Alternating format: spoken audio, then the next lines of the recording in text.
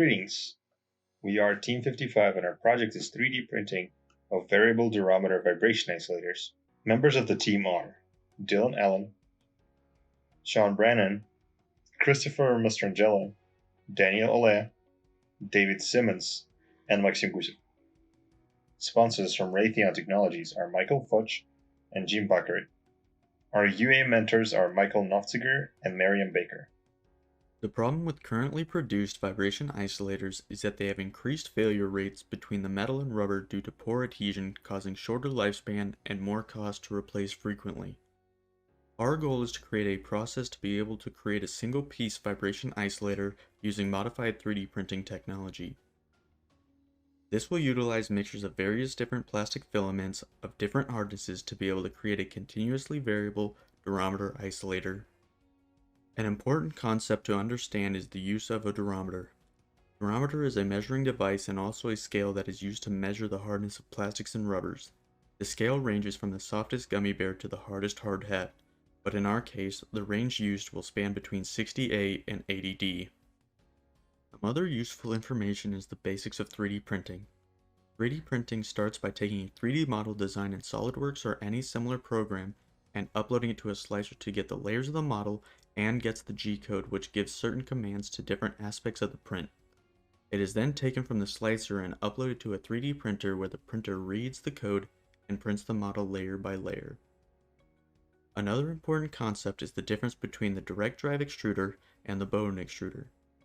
Direct drive extruders pull the filament much closer to the print head, which is better for softer material, but it adds weight to the print head. The Bowden extruder instead pushes the material over a longer distance and is much quicker, but is not suitable for moving soft filaments. In the planning of how to solve our problem, we looked at and compared 3 different systems to mix the plastic filaments of different hardness, each with its pros and cons. We chose a nozzle mixing system, an already proven concept with open source firmware and software, and without the need for many hardware modifications. The 2 other systems we looked at were a separate mixing device system and the DLP with inkjet system. The separate mixing device system had too many firmware and hardware modifications, and the DLP with inkjet had little to no open source on the software and firmware. Performing a pure analysis of the 3 systems based on the risk, nozzle mixing came out to have the lowest risk of the 3. The point design of the system for the 3D printer is Fused Deposition Modeling, or FDM. It is a Maker Gear M3 printer modified with a diamond hot end. Nozzle mixing design will allow for a more immediate change in the materials used and material mixing to happen at the print head within the hot end. Mixing will occur in a small volume chamber that is right next to the filament outlet for precise material change. This system also has software that is community supported and open source. The hot end of our 3D printer has a few essential functions. It guides the filament into the nozzle, it heats up the nozzle to melt the filament, and finally it extrudes the melted filament onto the print bed and following layers, making the actual part. The hot end nozzle is the point of contact with the 3D part, so we're going to want it to be as stable as possible to help get the highest precision from our 3D printer. We based our initial design on other similar mounts we found online. However, we initially encountered a few fitment issues. With every revision printed, we were able to see more precisely what specific component needed to be adjusted, such as the heat sinks, the nozzle, and how to attach the mount to the printer. First, we got rid of the material directly around the nozzle because it would likely melt when the nozzle would heat up. We also rotated the cone-shaped piece so it was oriented in a way that the heat sinks would not hit the printer's frame. From there, we cut out more material around the inlet of the heat sinks to have a clear opening for the filament to be fed through, and reduce the overall height of the hot end mount by around 20 millimeters over all the revisions. Our final hot end mount securely holds the hot end in place, which will help us achieve the best print quality possible. By having the part 3D printed instead of machined, we were able to print and make adjustments in as little as 1 day, while also saving our budget to perform more testing. The extruder mounting plate serves the purpose of tying all the components of the printhead together. The hot end mount, the print cooling fan, and 2 extruder assemblies are connected to the x-axis of the 3D printer by the extruder mounting plate. The 3D printed plate must be rigid, as any flex in the plate can adversely affect the print resolution. After printing the first design, we found some interference with the print cooling fan and one of the inlets to the hot end. A second design was printed that moved the fan to a better position.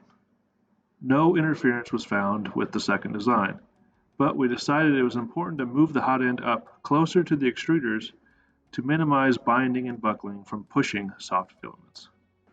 It was necessary to fabricate small wedge-like structures to mount beneath the extruders in order for the angle of the outlet of the extruder to match the angle of the inlet of the hot end. The first design was improved by making the structures slightly larger to provide a more stable mounting and more closely aligned extruder outlet to hot end inlet.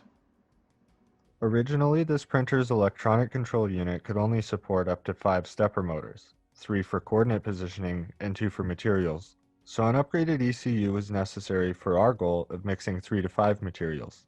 This modified printer uses an Azteeg X3 Pro controller with high current capacity, and it supports up to 8 stepper motor controls. This control unit is loaded with a version of Marlin firmware, which recognizes material mixing commands, and it's calibrated to accommodate the larger print head on this machine. The post-processing software is developed in Unity game engine and C#. Unity was chosen because of its visualization capability and simple coordinates handling.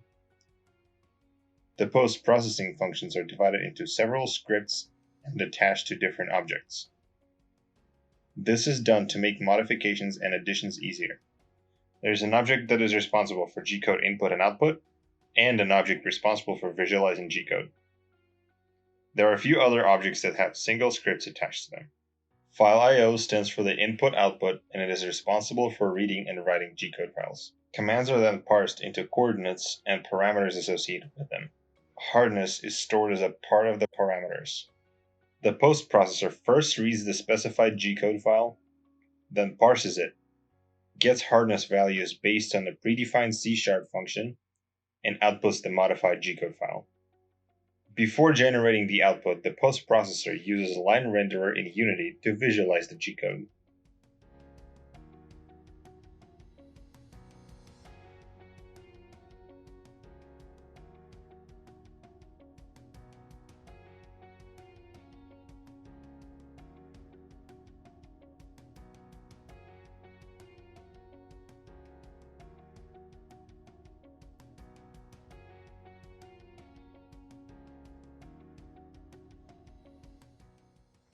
Unfortunately, we are unable to show final results of the project due to an unforeseen situation with the printer board.